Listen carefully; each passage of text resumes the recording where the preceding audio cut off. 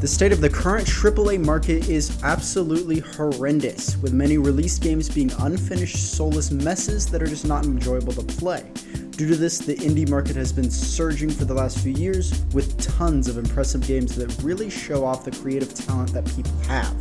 And out of all of these games, we managed to get the most bombastic mishmash of games, styles, and ideas that we've seen in a while.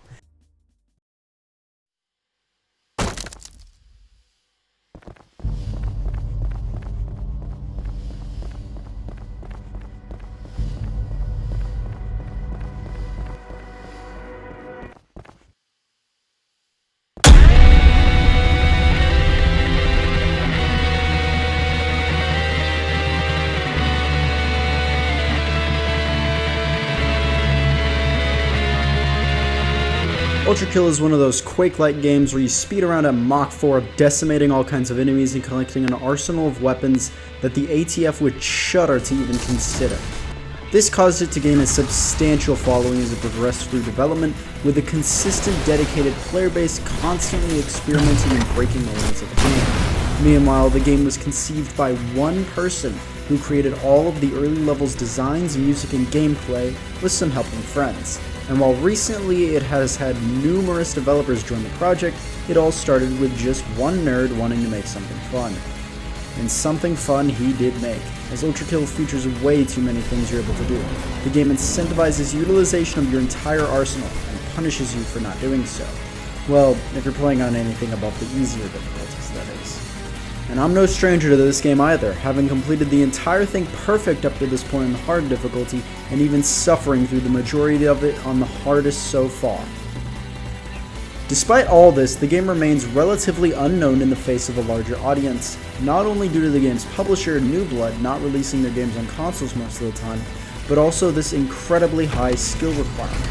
This means it's unable to reach the massive majority of players on consoles, since while there are plenty of high-skill controller players, a hefty chunk of console players aren't absolute sweats.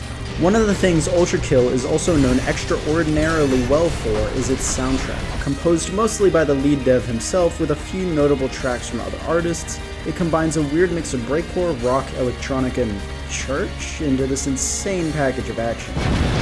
Now, the game isn't perfect, and there are still plenty of things that need improvements.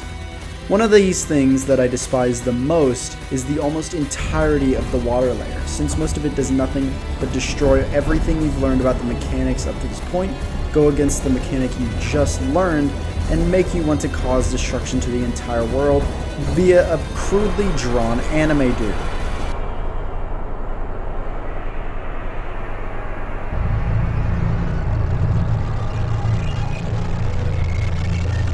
Yes, this is in the game. The game is still not finished, with it being in early access, the modding support being rough, custom maps being a nightmare to make, and levels still yet to be released.